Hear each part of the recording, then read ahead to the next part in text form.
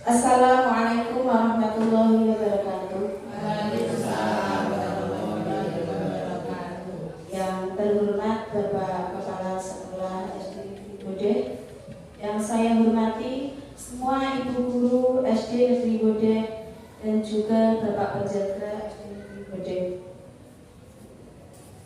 Mohon izin saya CGP Angkatan 7 pada hari ini Kamis tanggal 9 Februari 2023 ingin menyampaikan apa yang menjadi pengampu modul 1.4 yaitu tentang budaya positif. Tentunya Bapak Ibu juga sudah melaksanakan semuanya tentang budaya positif ini. Bahkan mungkin selalu berdampingan langsung setiap hari tentang budaya positif tersebut. Untuk itu marilah kita simak tentang budaya positif berikutnya. Bapak Ibu yang saya hormati, tujuan belajar modul 1.4 yaitu diantaranya ada budaya positif. Yang kedua, mengetahui posisi kontrol sebagai seorang guru. Yang ketiga, ada keyakinan kelas. Yang keempat, ada segitiga restitusi. Untuk segitiga restitusi ini mungkin sesuatu hal yang baru bagi penjaga semuanya, tapi nanti ada beberapa hal di mana kita sebagai seorang guru, posisi kita untuk menerapkan budaya positif. Berikutnya ada kebutuhan dasar manusia. Untuk yang ke-6 disiplin positif. Yang ke-7 praktik baik di sekolah.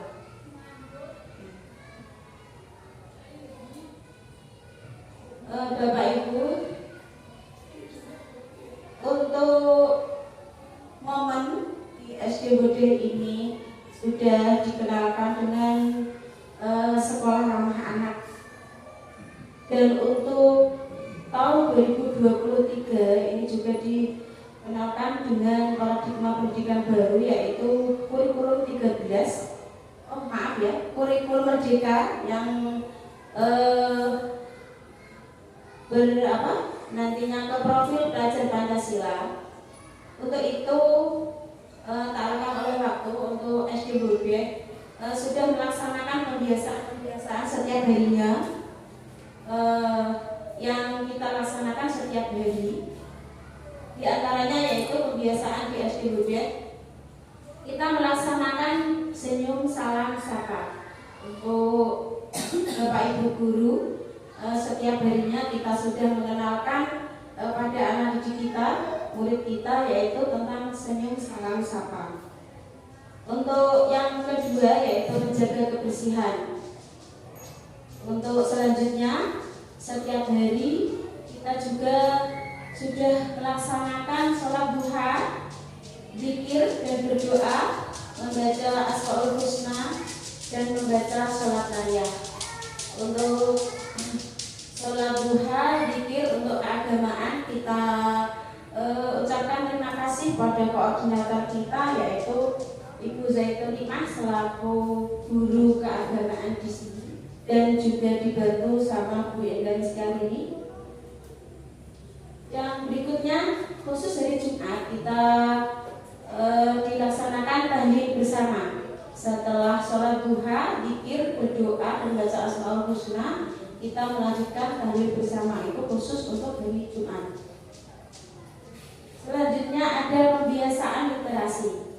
Marilah Bapak Ibu semuanya, untuk literasi ini kita bangkitkan kembali untuk anak didik kita supaya mereka selalu membaca, selalu mengenal membaca dan membaca, entah itu cerita, entah itu buku pelajaran. Sebelum KBM 15 menit sebelum pembelajaran kita kenalkan dengan literasi. Untuk kelas 1 yang sudah saya terapkan itu biasanya sebelum KBM 10 menit atau 15 menit saya terapkan literasi membaca, entah itu buku cerita. Biasanya kalau buku cerita setelah anak nanti membaca buku cerita tersebut, meskipun belum selesai, tapi nanti anak-anak saya ajarkan untuk bercerita tentang apa tadi yang sudah dibaca untuk pembiasaan literasi seperti itu. Yang selanjutnya ada upacara bendera yang sudah kita laksanakan setiap hari Senin. Untuk selanjutnya pembiasaan mencuci tangan. Anak-anak dianjurkan setiap mau pelajaran, setiap mau masuk kelas atau mau keluar kelas untuk istirahat, untuk membeli makan, itu dianjurkan supaya pembiasaan untuk mencuci tangan. Yang selanjutnya baris sebelum masuk kelas. Baris sebelum masuk kelas. Untuk baris sebelum masuk kelas ini juga melatih anak untuk menjadi pemimpin, yaitu ketika mereka melaksanakan baris sebelum masuk, anak-anak itu memimpinnya setiap hari bergantian. Nah, itu tujuannya apa? Untuk melatih anak supaya mereka juga berlatih untuk menjadi pemimpin.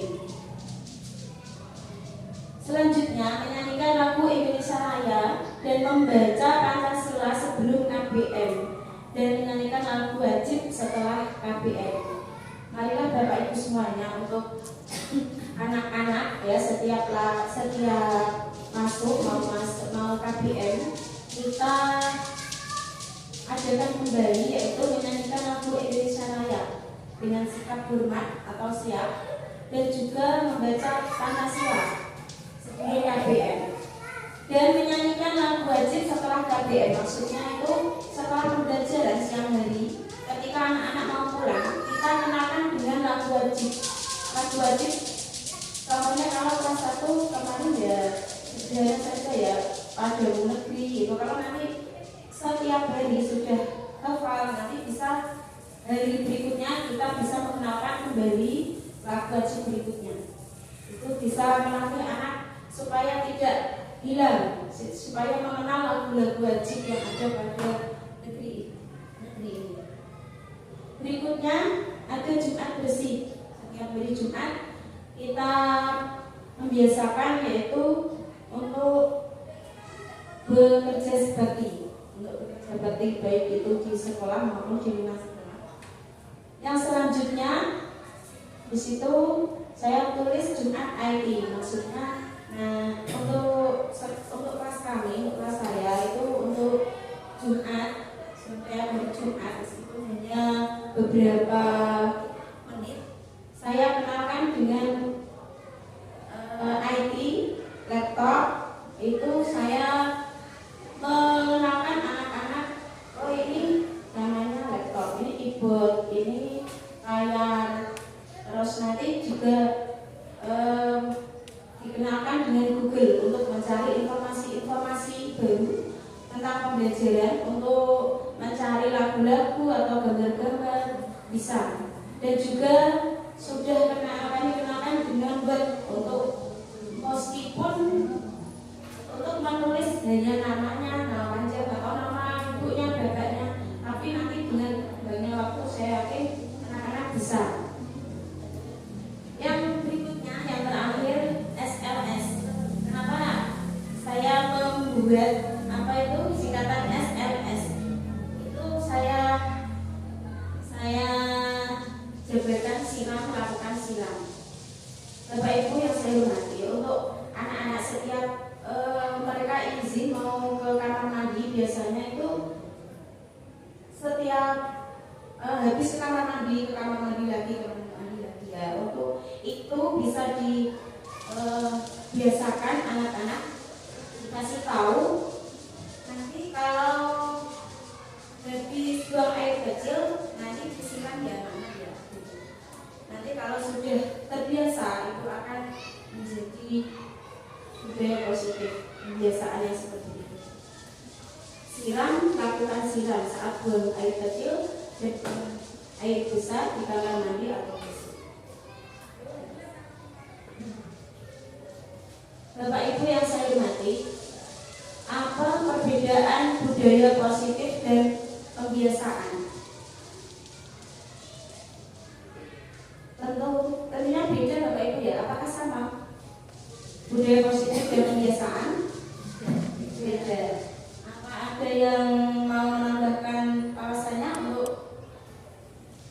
perbedaan budaya positif dan kebiasaan. Silakan.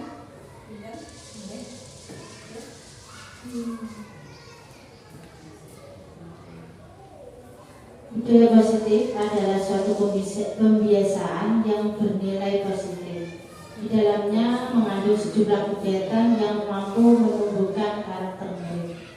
Contoh, misal gerakan literasi sekolah dengan gerakan literasi sekolah ya tadi, dengan membiasakan membaca 15 menit sebelum pembelajaran.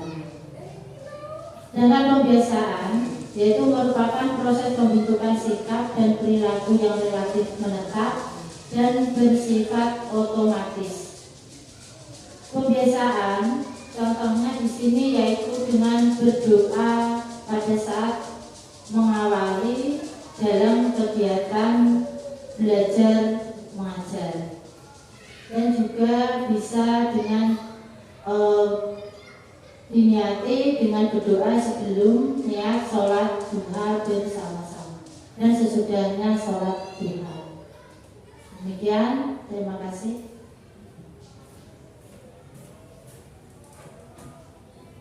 Terima kasih.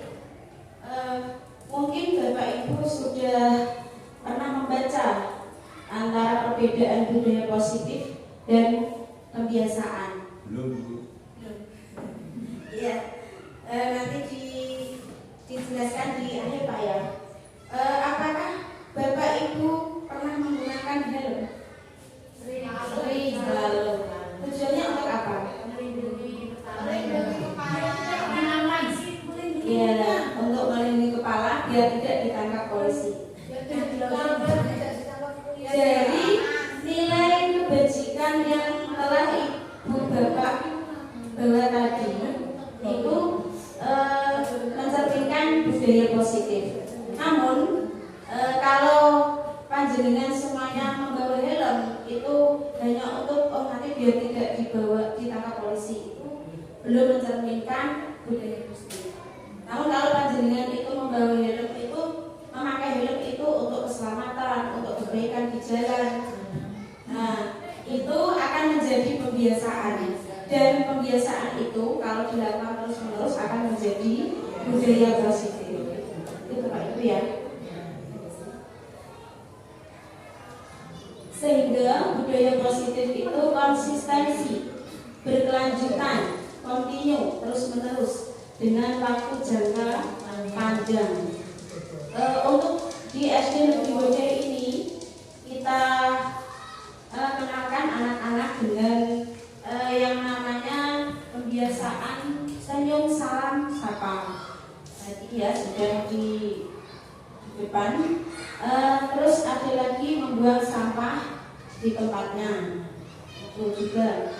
Dan untuk standar kelulusan, kalau anak yang sudah lulus dari SD Negeri Bojai biasanya kalau bertemu dengan bapak ibu gurunya juga masih melaksanakan senyum salam sapa, menegur, selamat pagi Bu, assalamualaikum Bu. Itu tidak ada paksaan. Kalau nanti dilaksanakan terus menerus, itu akan menjadi budaya positif.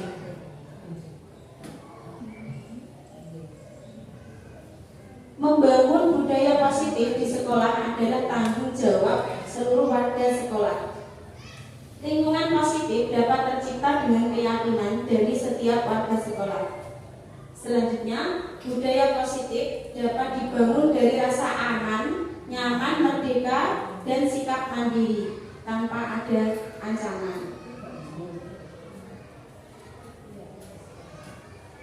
Posisi kontrol, kita telah membuat kesepakatan kelas sekolah, namun masih ada yang melanggar. Saat hal itu terjadi, sikap apa yang akan Bapak Ibu guru lakukan? Apakah dari Bapak Ibu di sini masih ada yang melakukan hukuman?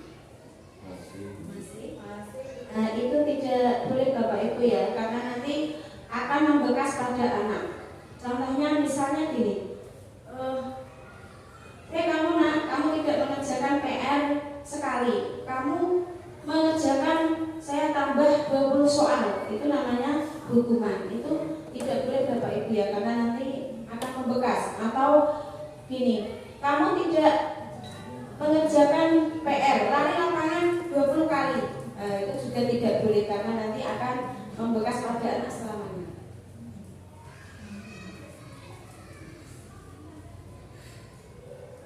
Di sini ada 5 posisi kontrol.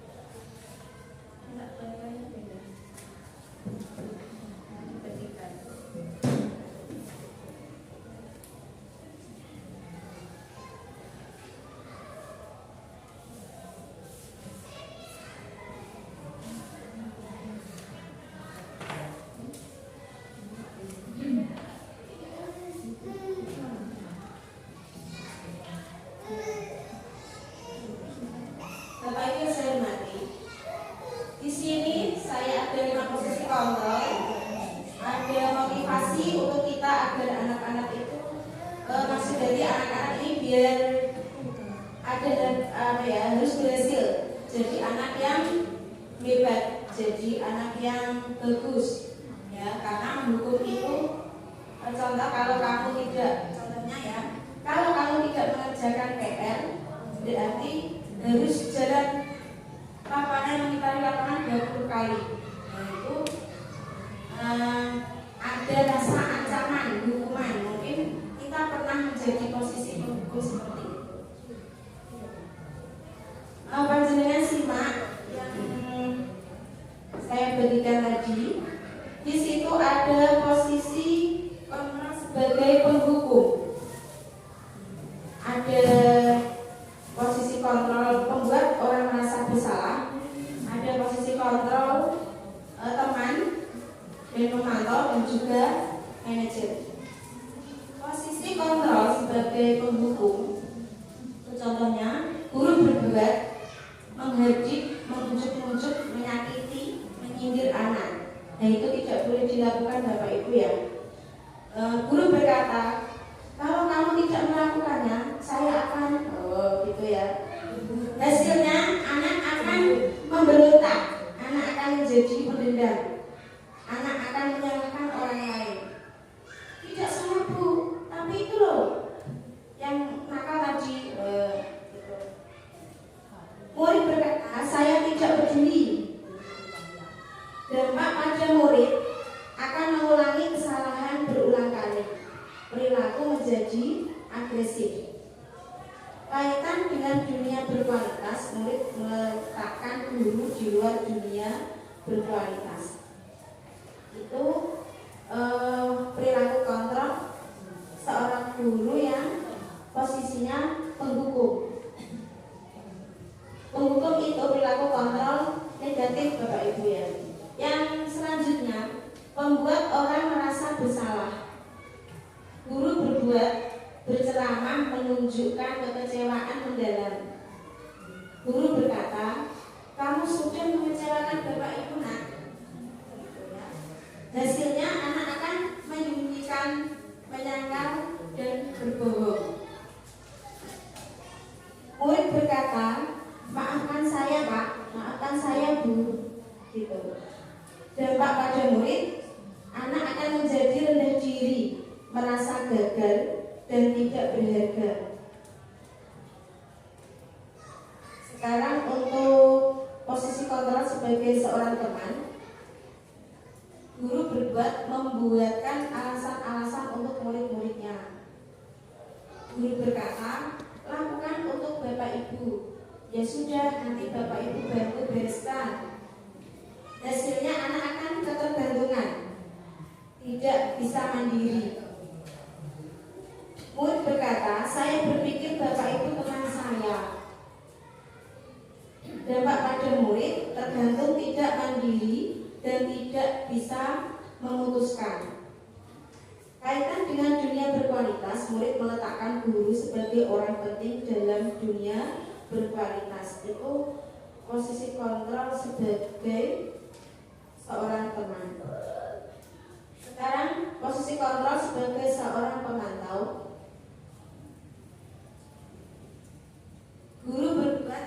menghitung dan mengukur. Guru berkata, apa peraturannya? Apa konsekuensinya, sanksinya? Apa yang telah kamu lakukan, nak? Apa yang terjadi sekarang? Contohnya, hasilnya menyesuaikan bila diawasi. Murid berkata, saya akan mendapat beberapa bintang kalau melakukan hal tersebut. Jika sudah melakukan hal tersebut, saya akan mendapatkan apa? Dampak pada murid menitik beratkan pada dampak pada diri sendiri, mendapatkan hadiah atau mendapatkan hukuman. Kaitan dengan dunia berkualitas, murid meletakkan guru peraturan di dunia berkualitas. Untuk posisi kontrol berikutnya yaitu sebagai manajer. Posisi kontrol yang seharusnya dilakukan untuk kita sebagai seorang guru yaitu yang paling betul adalah sebagai manajer. Guru berbuat mengajukan pertanyaan-pertanyaan. Guru berkata, apa yang kita yakini? Apa kamu meyakini hal tersebut?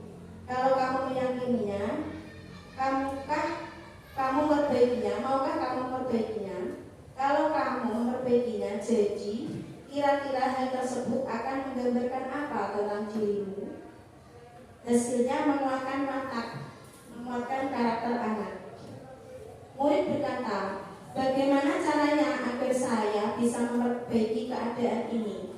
Saya akan memperbaiki masalah ini dengan dampak. Murid mengevaluasi diri, bagaimana menjadi diri yang lebih baik.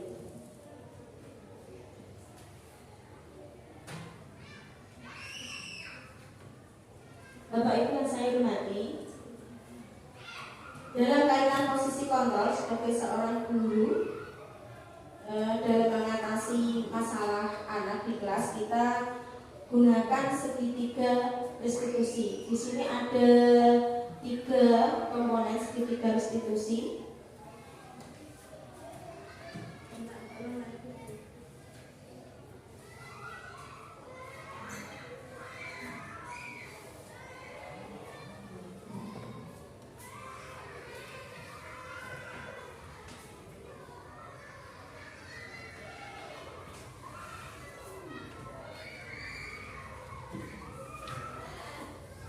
Sebenarnya untuk segitiga restitusi ini panjenengan semuanya sudah melakukannya.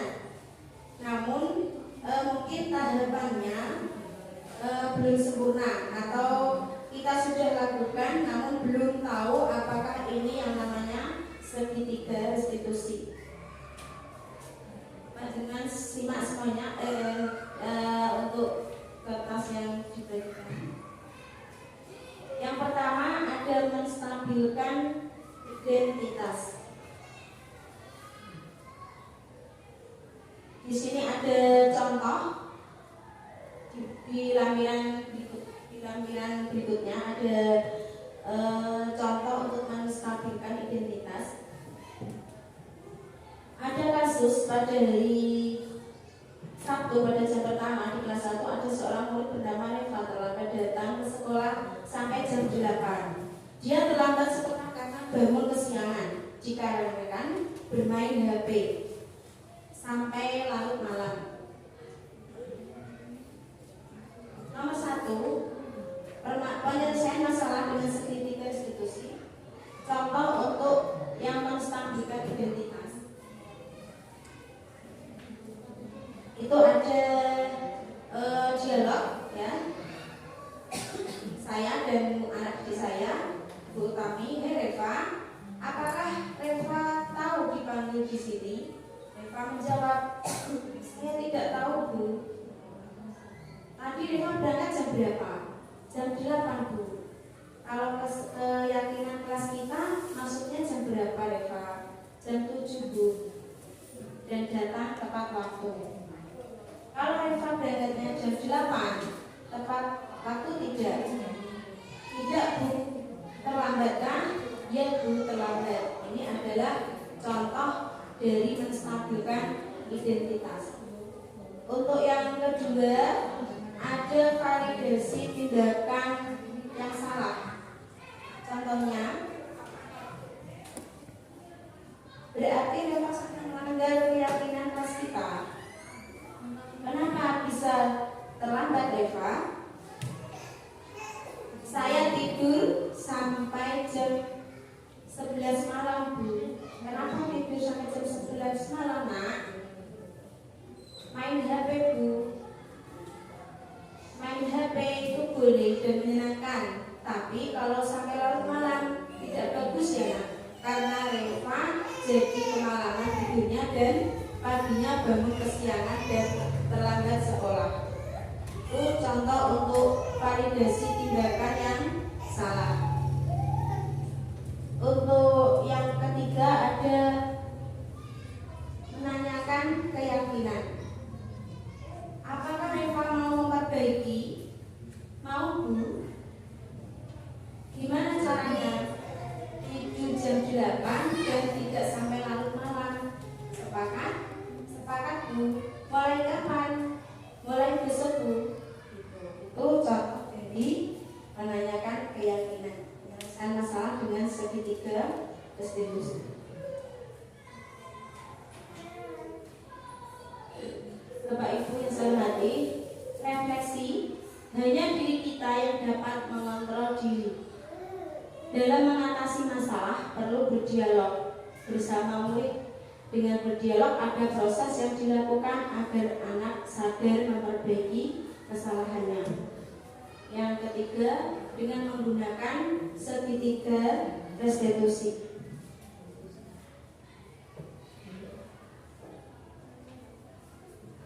Selanjutnya ini aksi nyata untuk membuat ada dua ya, untuk membuat keyakinan kelas dan menyelesaikan masalah murid. Untuk membuat keyakinan kelas, kita menerapkan nilai-nilai kebajikan yang telah disepakati. Contohnya nilai kejujuran, nilai peduli, nilai kekeluargaan, nilai kerapian, dan kesopanan. Itu contoh membuat keyakinan kelas. Menyelesaikan masalah murid, yaitu dengan memahami posisi kontrol diri dan menggunakan segitiga restitusi.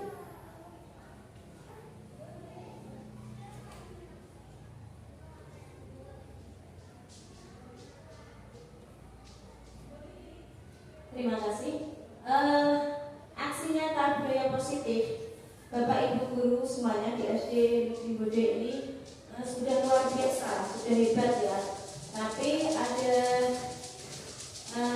tambahan dari saya untuk keyakinan kelas akan nilai kebajikan, yaitu saya akan menambahkan dua, yaitu nilai kejujuran dan nilai kerapian.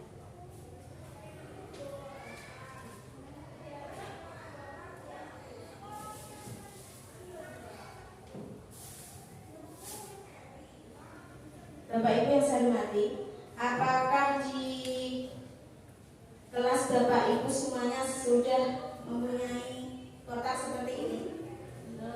Belum. Untuk apa itu, Bu? Ya, ini saya buat untuk nilai kejujuran. Ini nanti bisa ditempatkan di kelas nilai kejujuran dan kerapian. Untuk apa nilai kejujuran kotak itu, Bu? Nah, maksud saya kotak ini apabila anak-anak itu di sekolah itu ada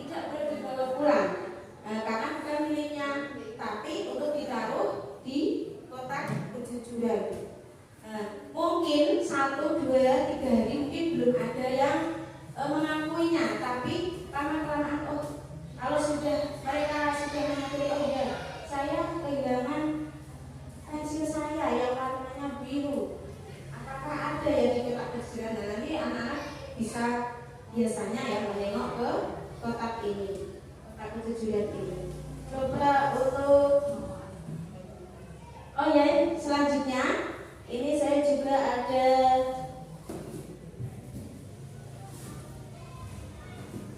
untuk nilai kerapian. Ini nanti juga bisa ditempatkan di kelas, boleh di dekat pintu untuk bilik kerapian. Ini gunanya supaya anak-anak itu rapi, ya, supaya anak-anak itu berpenampilan rapi. Biasanya anak itu keluar, berpamitan keluar untuk ke kamar mandi. Tadi kan sudah ke kamar mandi, nah kalau ke kamar mandi lagi, kenapa? Mau membasahi rambutku. Nah itu ada keran, kan saya bilang gitu.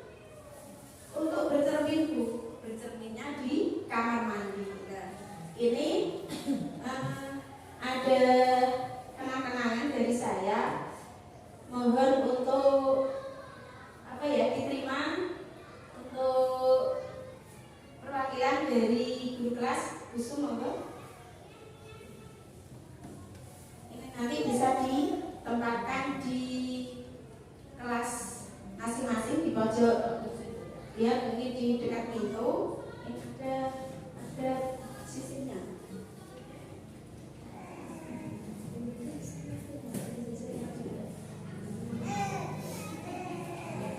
Ini tanda terima dari saya untuk sebagai nanti ditempatkan di kelasnya masing-masing. Ini tadi ada beberapa sudah untuk 6 kelas saya sudah siapkan, nanti dari Bapak Ibu guru kelas bisa menerimanya satu-satu. Terima kasih. Terima kasih, Bu.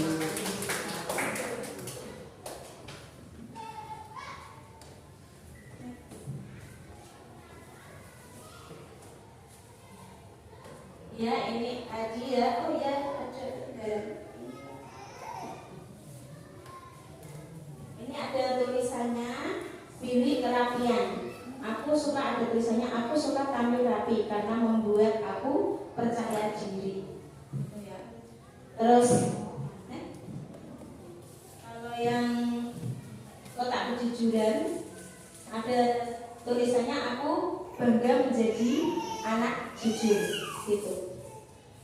Untuk berikutnya insya Allah saya juga akan menambahkan yang namanya bilik bertaubat. Bilik bertaubat itu maksudnya apa, Bu? Biasanya kan anak-anak kan bertengkar, beradu mulut sama temannya. Ya, nanti kalau sudah menyadarinya, anak terbiasa di bilik bertaubat tadi, anak-anak langsung ke situ untuk beristighfar 3 kali, gitu. Kelas 1 sudah saya terapkan seperti itu. Untuk kelas-kelas berikutnya juga nanti bisa diterapkan. Sekarang keyakinan kelas. Mengapa harus ada keyakinan kelas?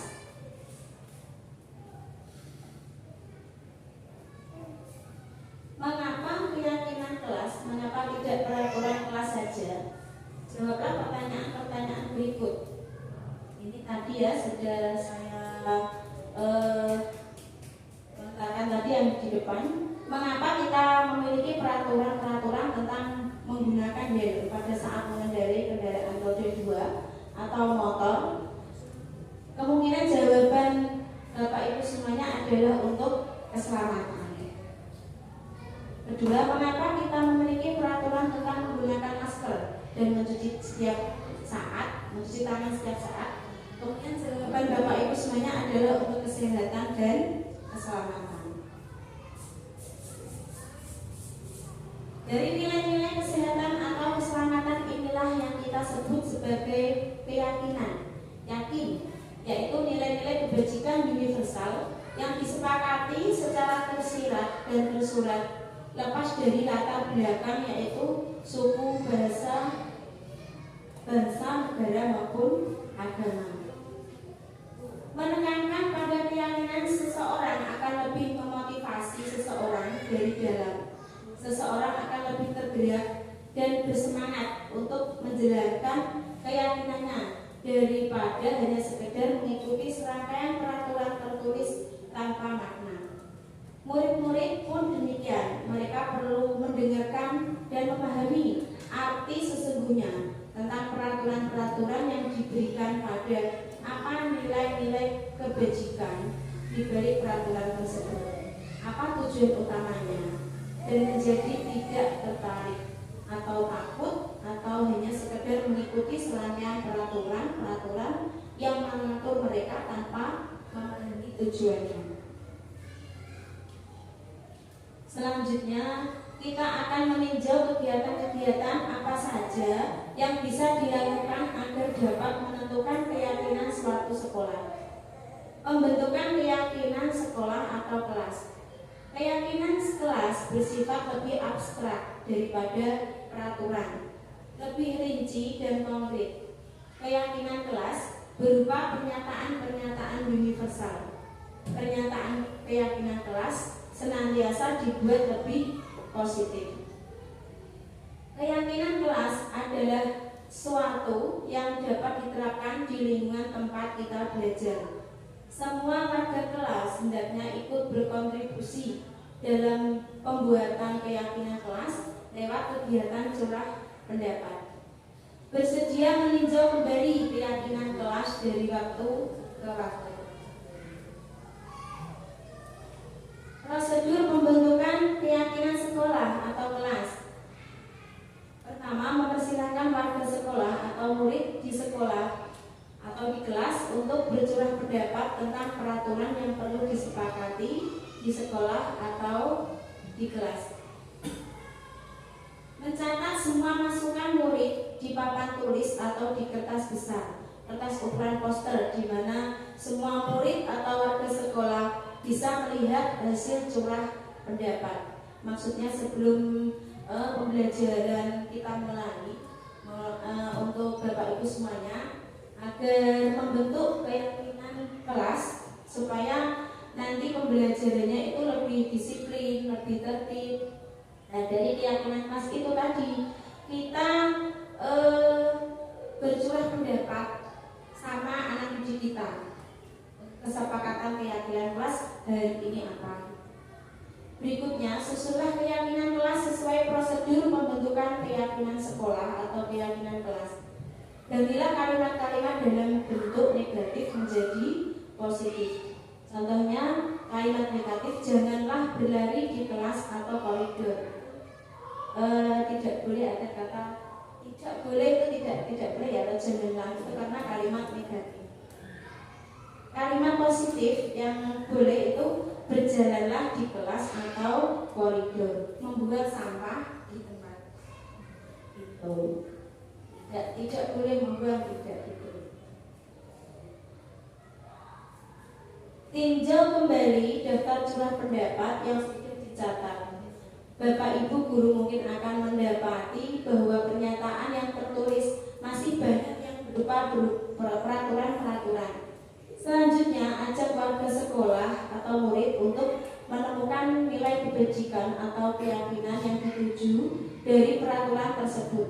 Contoh, berjalan di kelas. Tidak boleh lari di kelas, tidak, tapi kata-katanya berjalan di kelas. Dengarkanlah guru saat mengajar. Tidak, jangan bergurau saat guru mengajar, tidak, tapi dengarkan guru saat mengajar. Datanglah tepat waktu. Saling menghormati, hormat. Keyakinan inilah yang dimasukkan dalam daftar dan untuk disepakati seluruh warga sekolah, seluruh warga kelas. Kegiatan ini juga merupakan pendalaman pemahaman bentuk peraturan ke keyakinan sekolah atau kelas.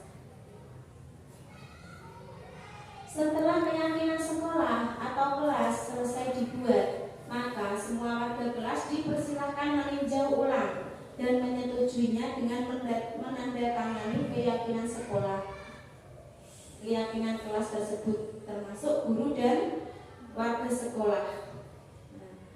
Keyakinan sekolah selanjutnya bisa diletakkan di dinding kelas, di tempat yang mudah dilihat semua murid atau warga kelas.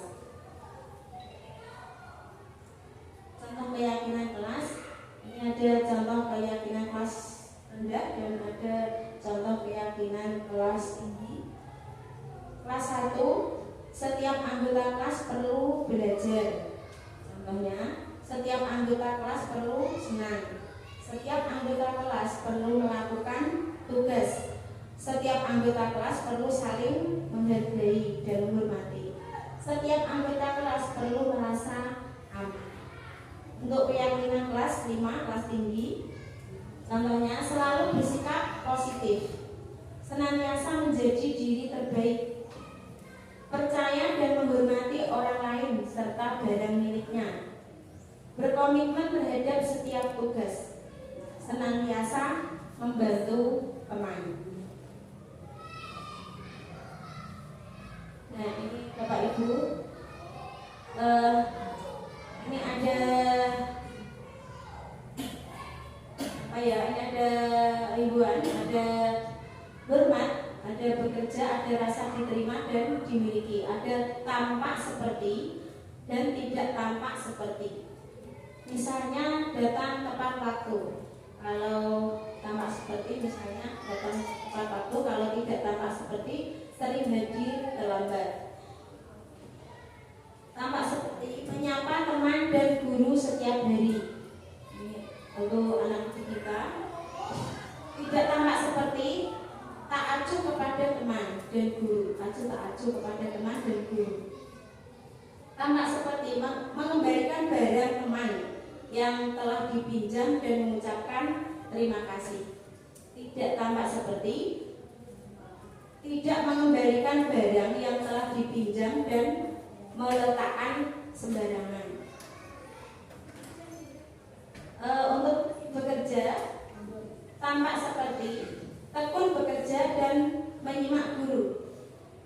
Tidak tampak seperti tidak mendengarkan guru dan acuh tak acuh. Tampak seperti untuk bekerja menyerahkan tugas tepat waktu. Tidak tampak seperti tugas tidak diberikan. Untuk selanjutnya memberikan hasil terbaik. Untuk yang tidak tampak asal-asalan mengerjakan PR atau mengerjakan tugas. Rasa diterima dan dimiliki.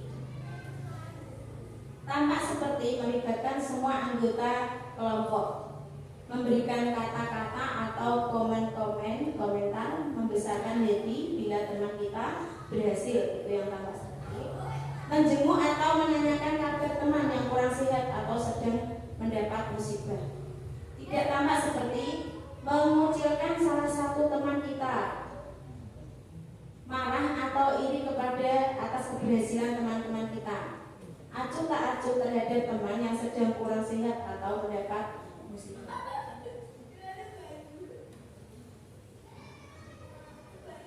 Terdengar salah satu orang berbicara, yuk saya bantu, kita bisa selesaikan ini bersama.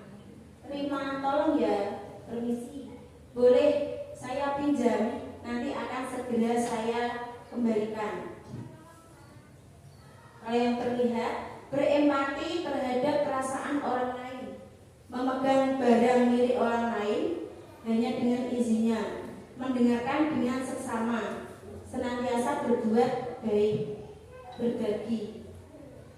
Untuk berperilaku, tersenyum ramah, memberikan salam hormat, memberikan ruang bekerja atau postur tubuh yang tenang. Kegiatan tugas saya, tugas kamu, tugas guru, tugas murid. Salah satu kegiatan yang dapat kita lakukan untuk memperdalam keyakinan kelas adalah mempelajari tanggung jawab setiap warga kelas. Keyakinan bertanggung jawab serta hak seseorang adalah sesuatu yang diungkapkan oleh Ki Hajar Dewantara ya, tentang menumbuhkan murid yang merdeka. Beratlah kemerdekaan itu bukan hanya tidak terperintah saja, akan tetapi harus juga dapat menegakkan dirinya dan mengatur kehidupannya dengan tertib. Dalam hal ini termasuklah juga mengatur tertibnya hubungan dengan kemerdekaan orang lain. Pada pekan pendalaman keyakinan kelas, maka murid-murid dapat diajak berdiskusi tentang tanggung jawab dan hak masing-masing warga kelas, yaitu apa tugas guru dan bukan tugas guru, serta apa tugas murid atau bukan tugas murid. 1. Guru akan membuat bagan berisi 4 kotak. 2. Masing-masing kotak terisi judul guru tugasnya, murid tugasnya, guru tugasnya bukan, murid tugasnya. 3. Guru bercurah pendapat dengan 2 cara, yaitu mengajak murid berpendapat secara individu, membagi murid dalam 4 atau 8 kelompok, dan setiap kelompok diberikan tugas bercurah pendapat tentang masing-masing tugas, bukan tugas guru atau maupun murid.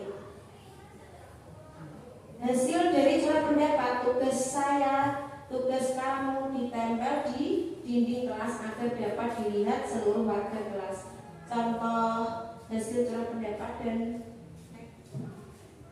guru. Nah, ini ya tugas guru, misalnya mengajar, tugas murid belajar. Tugas guru mendidik, tugas murid membaca. Tugas guru menjawab pertanyaan, tugas murid tugasnya menghasilkan yang terbaik dari diri mereka. Guru tugasnya memberi nilai, murid tugasnya bertanya jika tidak paham. Guru tugasnya mengatur kelas, murid tugasnya mengikuti peraturan.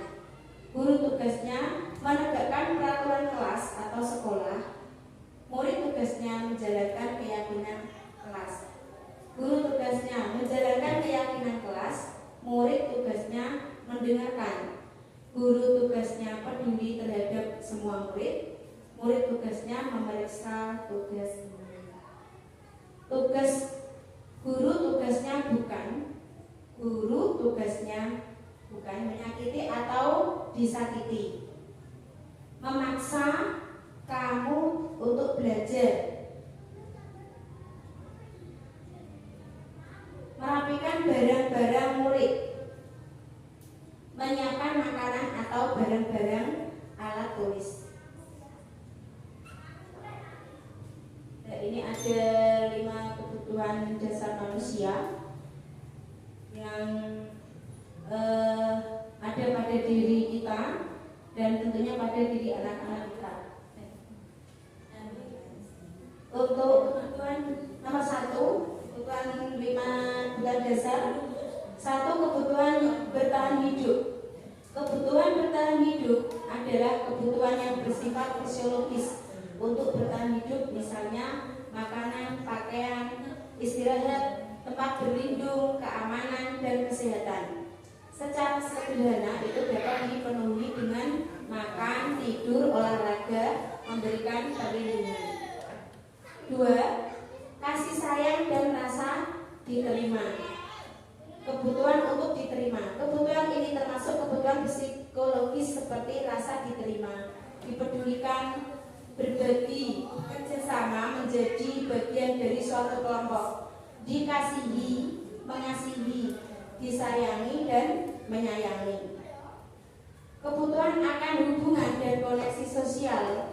Kebutuhan untuk terhubung dengan orang lain, teman, keluarga, pasangan, dan rekan kerja, kelompok, dan bahkan dengan binatang peliharaan. Kebutuhan ini biasanya ya untuk tadi kalau contohnya kalau anak-anak itu ada yang biasanya kan ada yang dari siswa didik kita itu ada yang mereka mungkin di rumah itu kurang dari kasih sayang dari orang tuanya. Itu bisa berdampak di sekolah. Mungkin di sekolah nanti anaknya bisa jadi anak yang pendiam atau bisa menjadi anak yang katakanlah rada bandel. Nah, itu juga mungkin dari kebutuhan 5 dasar tadi mungkin ada salah satu yang kurang terpenuhi. 3. Kekuasaan dan penguasaan, kebutuhan pengakuan atas kemampuan. Kebutuhan ini berhubungan dengan kekuatan seseorang untuk mencapai sesuatu, menjadi kompeten, menjadi terampil, memimpin, berprestasi, diakui dan didengar. Selanjutnya untuk yang keempat, kebebasan, kebutuhan akan pilihan. Kebutuhan untuk bebas adalah kebutuhan untuk mandiri, memiliki pilihan, mengembangkan diri tentunya, dan mampu mengendalikan arahnya sendiri. Kebutuhan ini terkait dengan kebebasan untuk memilih dan membuat pilihan, kebutuhan bergerak, mencoba, mengeksplorasi hal baru dan yang menarik. Pemenuhan kebutuhan ini dapat dilakukan dengan menyediakan variasi waktu senggang, memberikan ruang untuk jadi diri sendiri yang merdeka serta libur. Yang kelima yaitu kesenangan, kebutuhan untuk merasa senang. Kebutuhan akan kesenangan ini adalah kebutuhan untuk mencari kesenangan, berwisata misalnya ya, bermain, bersenang-senang, bergembira, tertawa bersama teman. Terima kasih untuk Bapak Ibu semuanya untuk budaya positif yang saya sampaikan. Apa ada pertanyaan?